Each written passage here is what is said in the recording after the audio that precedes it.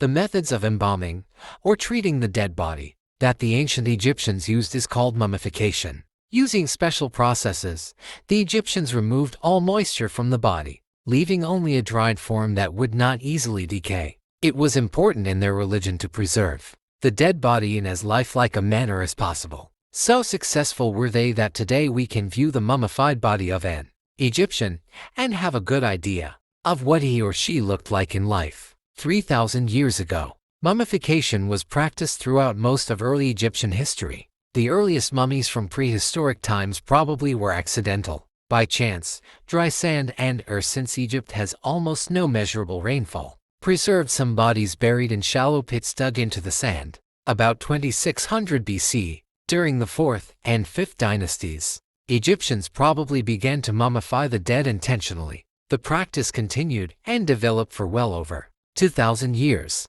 into the Roman period ca. 30 BC c. 364. Within any one period the quality of the mummification varied, depending on the price paid for it. The best prepared and preserved mummies are from the 18th through the 20th dynasties of the New Kingdom ca. 1570–1075 BC and include those of Tutankhamun and other well-known pharaohs. It is the general process of this period that shall be described here. Mummification process. The mummification process took 70 days. Special priests worked as embalmers, treating and wrapping the body. Beyond knowing the correct rituals and prayers to be performed at various stages, the priests also needed a detailed knowledge of human anatomy. The first step in the process was the removal of all internal parts that might decay rapidly. The brain was removed by carefully inserting special hooked instruments up through the nostrils in order to pull out bits of brain tissue.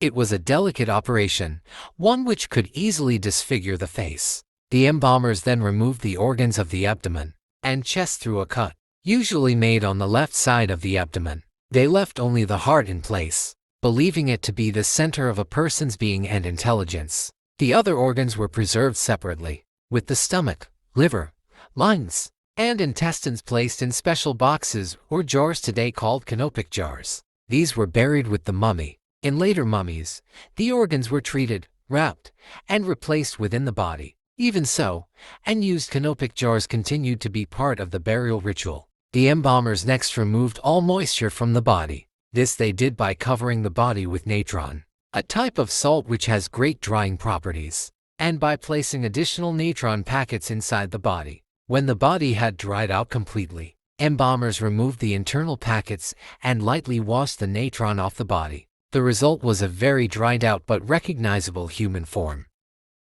To make the mummy seem even more lifelike, sunken areas of the body were filled out with linen and other materials, and false eyes were added. Next the wrapping began. Each mummy needed hundreds of yards of linen. The priests carefully wound the long strips of linen around the body, sometimes even wrapping each finger and toe separately, before wrapping the entire hand or foot, in order to protect the dead from mishap.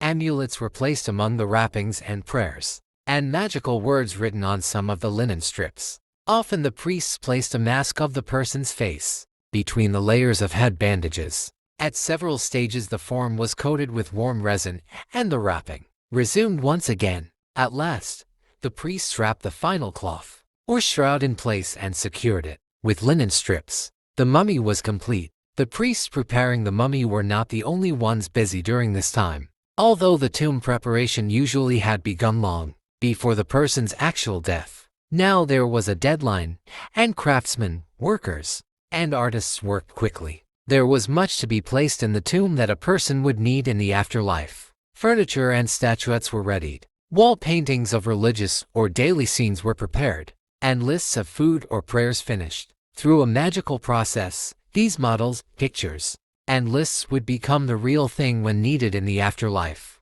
Everything was now ready for the funeral. As part of the funeral, priests performed special religious rites at the tomb's entrance. The most important part of the ceremony was called the opening of the mouth. A priest touched various parts of the mummy with a special instrument to open those parts of the body to the senses enjoyed in life and needed in the afterlife. By touching the instrument to the mouth, the dead person could now speak and eat. He was now ready for his journey to the afterlife. The mummy was placed in his coffin, or coffins, in the burial chamber and the entrance sealed up. Such elaborate burial practices might suggest that the Egyptians were preoccupied with thoughts of death. On the contrary, they began early to make plans for their death because of their great love of life. They could think of no life better than the present, and they wanted to be sure it would continue after death. But why preserve the body? The Egyptians believed that the mummified body was the home for this soul or spirit. If the body was destroyed, the spirit might be lost.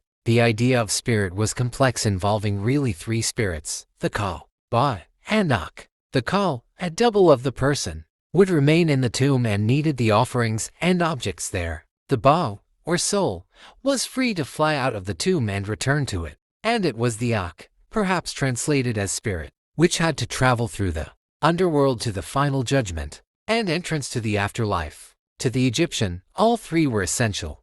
After death, the pharaohs of Egypt usually were mummified and buried in elaborate tombs. Members of the nobility and officials also often received the same treatment, and occasionally, common people. However, the process was an expensive one, beyond the means of many. For religious reasons, some animals were also mummified. The sacred bulls from the early dynasties had their own cemetery at Saqqara.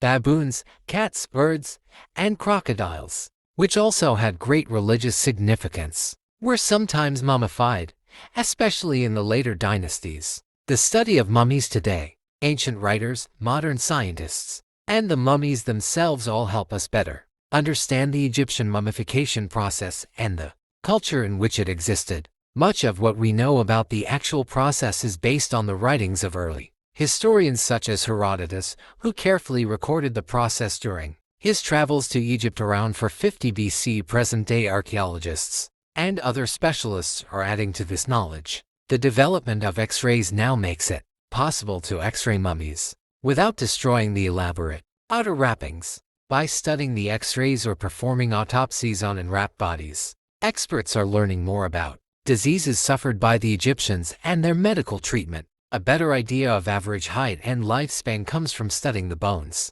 By learning their age at death, the order and dates of the Egyptian kings becomes a little clearer. Even ties of kinship in the royal line can be suggested by the striking similarities or dissimilarities in the skulls of pharaohs that followed one another. Dead now for thousands of years, the mummy continues to speak to us.